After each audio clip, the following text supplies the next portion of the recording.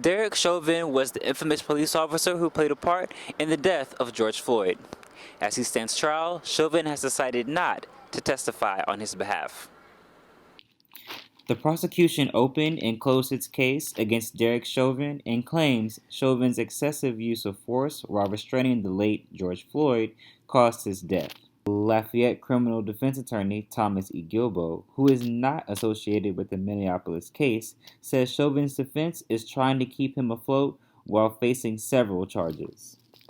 He has a second-degree murder case, which can get you up to 40 years in prison. He has a third-degree murder case, which can get you up to 25 years in prison, if they can come back to that. And he has a second-degree manslaughter, which can get you 0 to 10 years.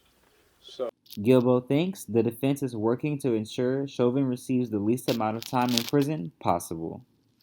Really trying to gear it down to second-degree manslaughter, which is a 0 to 10, where he would do a light sentence, so to speak. As the trial continues, people who have followed the case, like Carissa De La Paz and Amari Rowe, both remember May 25th, 2020, as the date Floyd died. I was very confused, shocked. There was a lot of questions that were not answered and couldn't be answered for a very long time.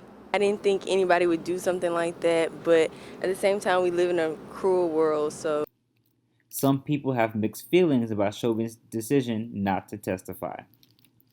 Given us some insight into his thought process around what had happened that day and everything. So the fact that he didn't does raise some red flags for me personally. I think he made the right decision because everything was clear. He killed them. He basically choked them.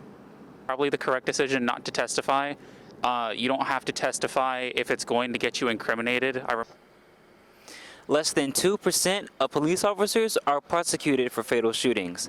Like former Minnesota officer Kim Potter, Chauvin is facing up to 40 years for his charges. For TV 308, I'm Trevion Collins.